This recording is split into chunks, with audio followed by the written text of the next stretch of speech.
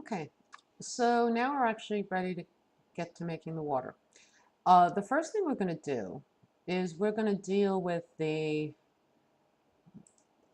roll that happens underneath everything. This is like, and for this, we're going to use a height map, and I'm using a tessellated shader.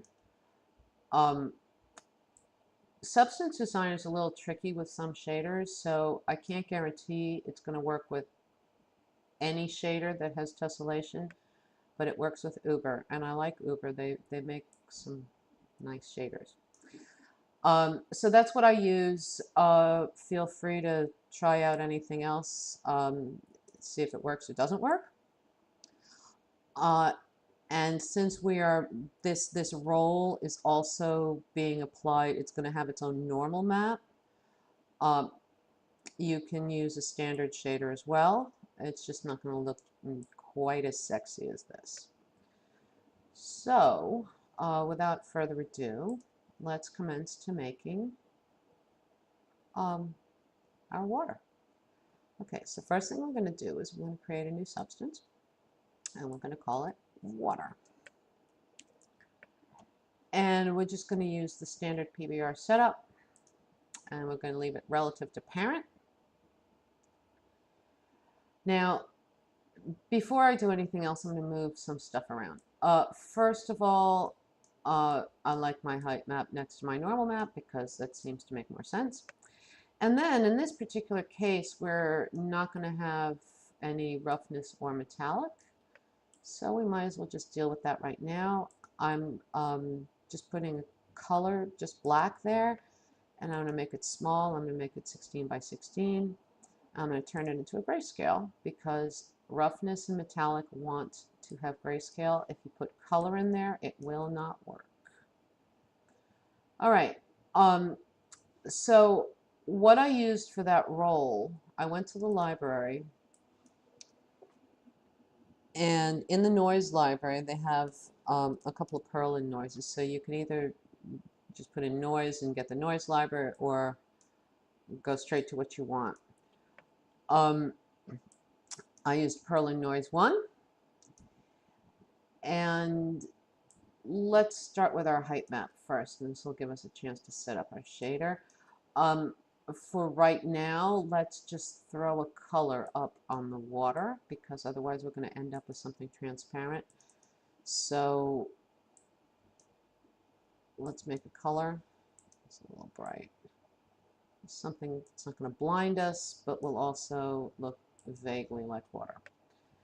So throw that up in there.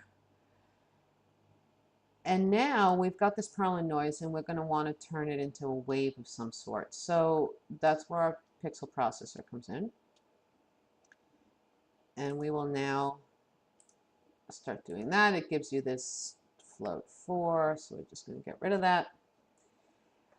Right, so let's start with just getting some of these variables in here. So we're going to need a position, so we're going to need get float 2.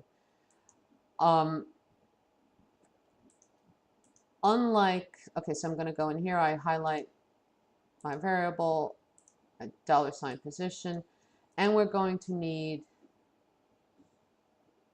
our sampler.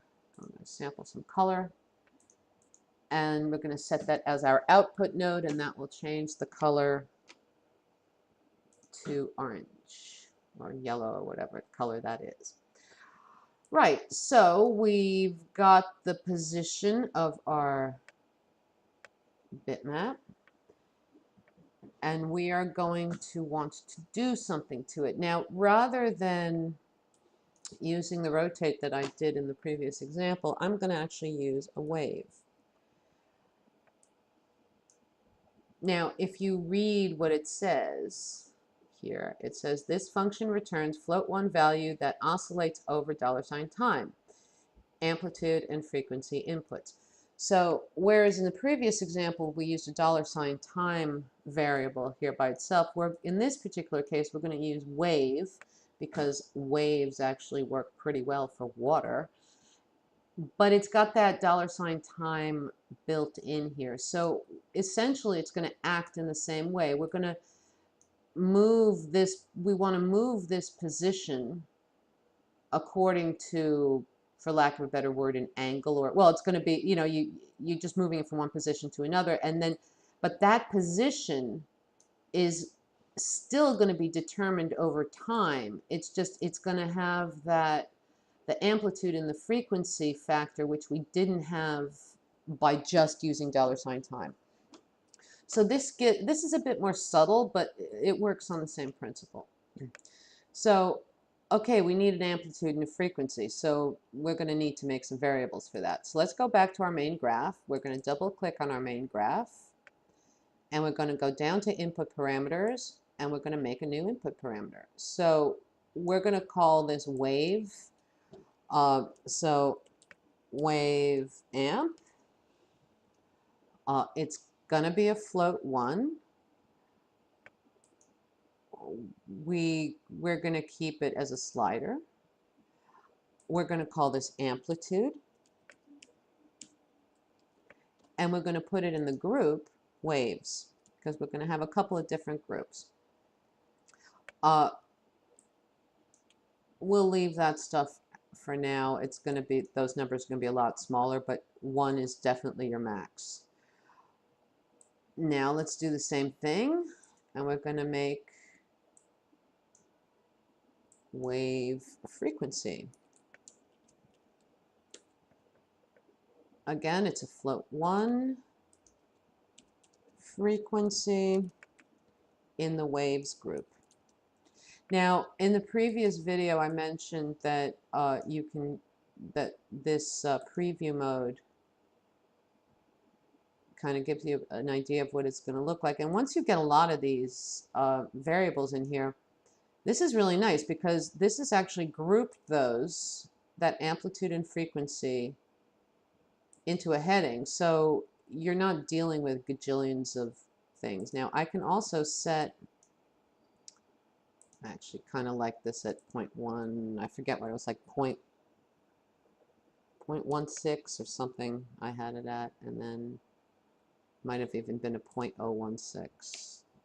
This I remember is a 0.4. So I did this in the preview view, and I hit apply, and then I can go back to my editing mode, and those defaults have been applied. If I had just gone back, it would have reverted back to what I had originally. And sometimes you want that, because like, especially when you're dealing with colors, sometimes it's nice to monkey around with them. You can kind of see what's going on, and then if you don't like what you ended up with, you can always just switch out of it. All right, so we've got our two variables. We're going to go back up here to our pixel processor, and we're going to plug those things in. So again, we're going to need, it's a float 1, so we're going to need 2 float 1 variables. I can also do Control-C and then Control-V and just make a second one. So let's plug amplitude, wave amplitude in here. Oops. And wave frequency. Jeez. Let's try that again. Okay, and then, there you go. And then wave frequency in here. So amplitude to amplitude, frequency to frequency. And now, just like we did before, we want this added to the position, our $ position. So we're going to get operator addition. And here's where we run into our first problem, because this is a float 2 and this is a float 1. So yeah, that's not going to work. You can't do it. So we have to find a workaround for that. As I mentioned before, this is possible. What we can do is we can get a vector to float 2. So I'm kind of cheating here a little bit because this is all the same number. So essentially what this is doing is that whatever this output is, it's creating x comma x. It will always be the same thing, but it's a valid thing because it's just going to move this float 2 by another float 2. But both of the numbers in this float 2 are by definition the same number, but that's okay. You could get tricky with it. You could start doing all kinds of funny things down here and then have both of those things come in here, and you've got then a different position. So there's a lot of stuff you can do with this. So we're going to put this in our output. So that's our pixel processor sorted out. And now instead of black, we've got this checkerboard, which means that there seems to be a valid statement up in there. So let's plug that in. And now our Perlin noise is indeed the pixels that are getting processed. So we're going to put that into our height map. Now, again, just like these other maps, this needs to have a black and white. We can do this one of two ways. If memory serves later on, I'm going to want this as a color because I'm going to be doing blending with it, and sometimes it's easier to blend things if they're colors. I mean, like RGB, it's the alpha that's the key. But so I can either go like this, grayscale like this, and it's not liking that a lot. It's taking more because it's processing color. It's doing more work, and I can plug that in. That's valid, but I'm not going to do that. I'm going to leave this as a color, and I'm going to bring in a convert to grayscale node here, and then I'll plug that in there. And if I've got this highlighted, I can hit the D key, and that will dock that node into the node that it's feeding into. So for things like gradient maps and convert to grayscales, it saves space. It makes things neater. Okay, this looks like we're probably ready to go for our first test. So let's see what happens. So we're going to go to our Explorer. We're going to go on Unsaved Package. First thing it's going to do is going to want to save that file because it's unsaved. Now notice how this is grayed out because this is the first time I'm saving this file. So I'm going to overwrite this older water file. And now it's publishing it out, and we're going to create a new archive SB SAR file here.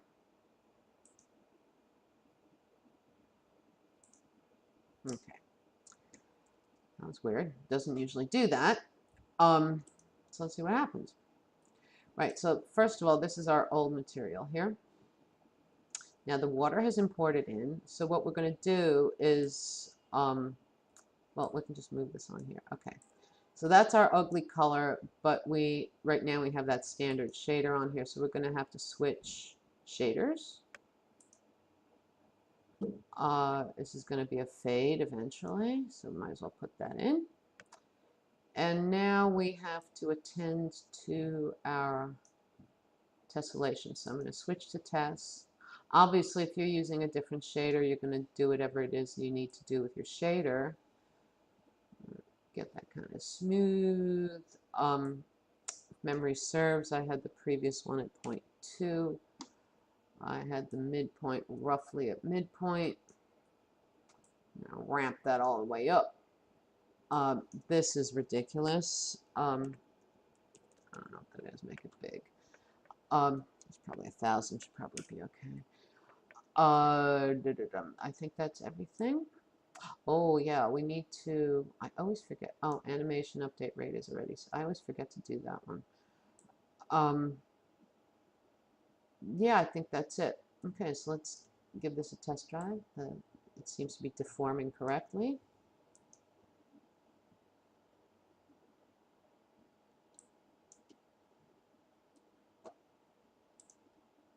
Yeah, it's moving a little bit. There you go. If you look at it edge on, you can see it move. Okay.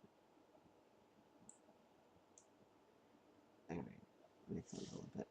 Yeah, so you know, and this is why you have this, so you can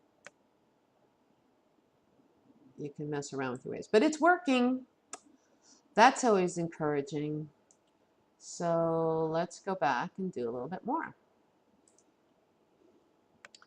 Right, so we've got this. Now, one of the things about this is that it's kind of hard to see. This is just something I generally you need to do with water, and certainly with this one, because it's a little rough. Let's see if maybe we can make this. No, I don't want to put in opacity right now. No, we might as well. Let's add another node here. We are going to want our water to be transparent, at least to a certain degree. So I'm going to right click, I'm going to add a node, I'm going to add an output node.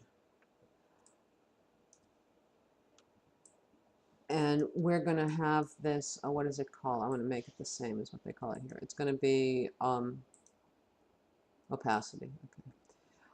Okay. So opacity.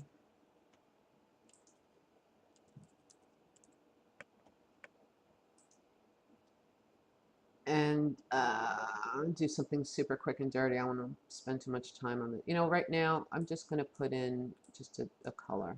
So again, we want this. This is a grayscale map, so we want this as a grayscale, and we'll get some kind of mid value in here. So we've got some kind of transparency, because it's kind of hard to see if it's not. It's got some kind of transparency, and then what we're also going to do is we're going to, again, this is quick and dirty, we're going to get rid of this probably later, but we're going to put a blend in here. So I'm okay, hue, saturation, light. This I will use later. So we want to have, we don't want it all the same color, but I also don't want to have, I want the colors related to each other. So we're going to make, ultimately, this is going to be something that the user is going to be able to change. But I'm going to, whatever they choose here, I want this value in relation to that. So we can make a little bit, we can change this label. We can make it a little bit greener, and we can make it a little bit lighter. So then no matter what you do here, that other guy is going to change too.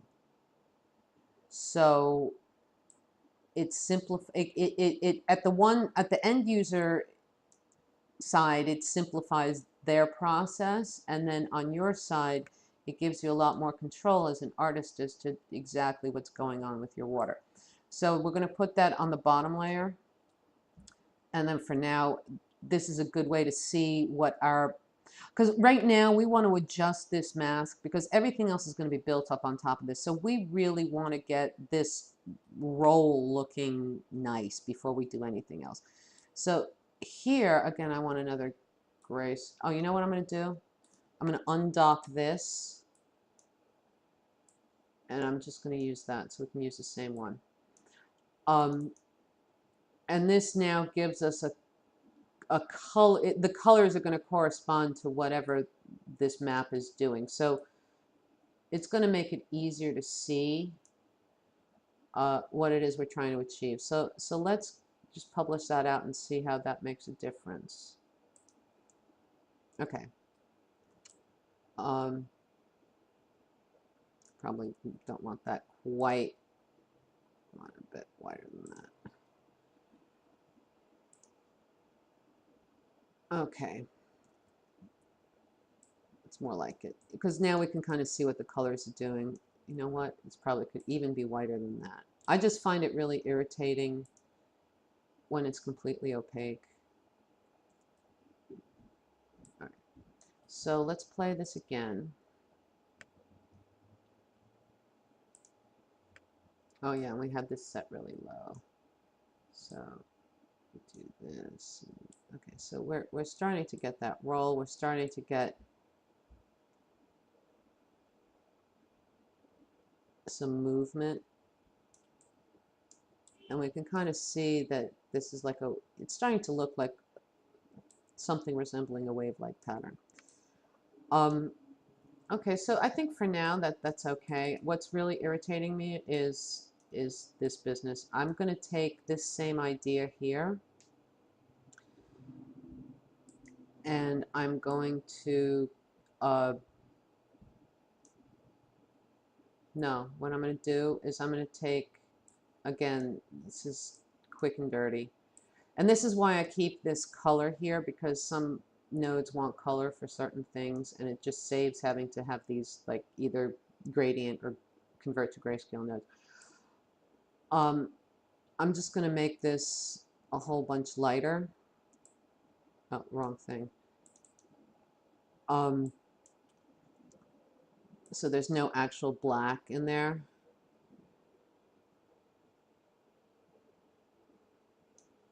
But you can already see that we're having problems here, because that doesn't look like waves.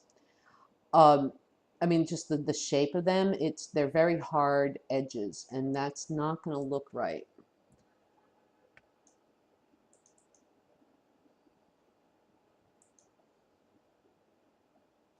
So let's see. Yeah, you see, this makes it kind of easier to see.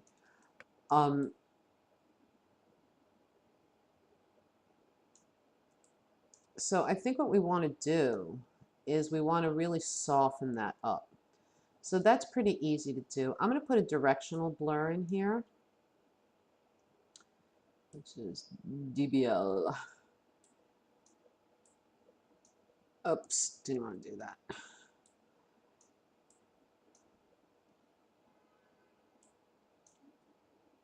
And I think, well, again, we can fool around with that later, but this is going to give us a good idea of what's, no.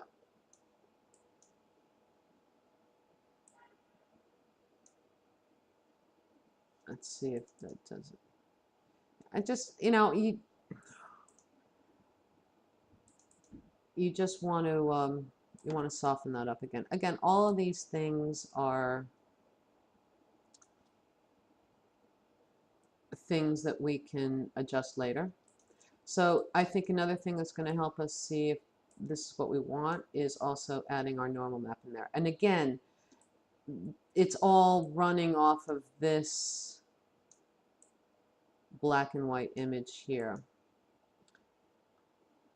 So we will come up here and we will get a normal. Now this is going to, again, it wants a grayscale. So we're going to put that in there. And we want the intensity like really high, so let's make it 20. And there we have our waves. So let's put that in there and publish it out again and see what happens.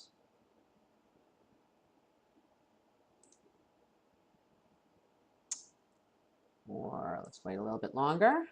Let's see what happens again. What are you doing? Oh, I know what. Doesn't like that. First of all, I prefer OpenGL. And then for some reason, when I force the alpha to 1, it doesn't publish out. I don't understand why it does that, but this makes it happy. And besides, we're going to be blending them later anyway, so you kind of want that. But it's leaving me this alpha, so I'm going to take, in my library, I have this as a favorite, because what you can do is as you find things here, you can actually favorite them up here, and normal color, I'm going to put a normal color in here. I'm going to lay this on top of my normal color, and then I'm going to put that in. And now it's going to work. I don't know why it does that. I have no idea. It's kind of irritating, actually. And I'm sure there's a technical reason, but I don't know what it is. There we go. So it's kind of looking wave-like.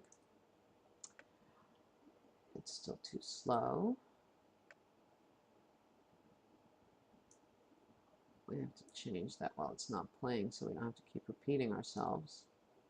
But yeah, that's, this is, I mean, it's got these weird artifacting things, which that's all to do with your the intensity of the normal map and the blending. I mean the blurring and all of that. But again, this is already, we're 25 minutes, we're almost half an hour. I want to end the video here, but it's starting to look like something that might eventually become water.